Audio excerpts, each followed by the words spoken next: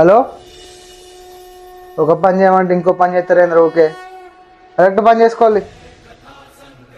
ఏమైంది రమేష్ బామ్మర్ది? ఏం లేదు బా, కొత్తగా బిజినెస్ స్టార్ట్ చేసినా కానీ దాంట్లో మా వర్కర్స్ ఏమో ఒక పని చేయమంటే ఇంకో పని చేస్తారు. అదే టెన్షన్ అవుతాను. నువ్వేం టెన్షన్ తీసుకోకు. భగవద్గీతలో 26 శ్లోకంతో చెప్తాను నీకు సిచ్యువేషన్. ఓకే. భీష్మ ద్రోణ ప్రముఖత సర్వేషాం చ మహిక్షితాం ఉవాచ పార్థ పశ్చైతాన్ సమవేతాన్ కురు నీతి.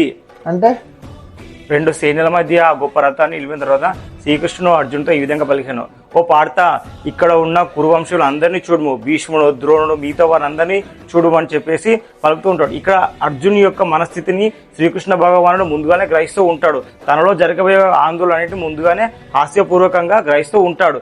ఇక్కడ అర్జునుడు పార్థునిగా బోధించబడుతూ ఉంటాడు. ఇక్కడ శ్రీకృష్ణ భగవాన్ యొక్క తండ్రి అయిన వసుదేవునికి సోదరి అయిన పుత్రుడు అర్జునుడు కనుక రథసాదరిగా, ఒక మిత్రునిగా, ఒక మార్గ నిర్దేశకునిగా ఉండుటకు అంగీకరిస్తాడనమాట. దేవాదిదేవైన శ్రీకృష్ణుడు ముందుగానే తన అర్జునుడు ఏ విధంగా భయభ్రాంతులకు లోను కాబోతున్నాడు అనేది ముందుగానే గ్రహిస్తూ ఉంటాడు. ఈ ఫేజ్ మనం రియల్ లైఫ్లో చూడొచ్చండి.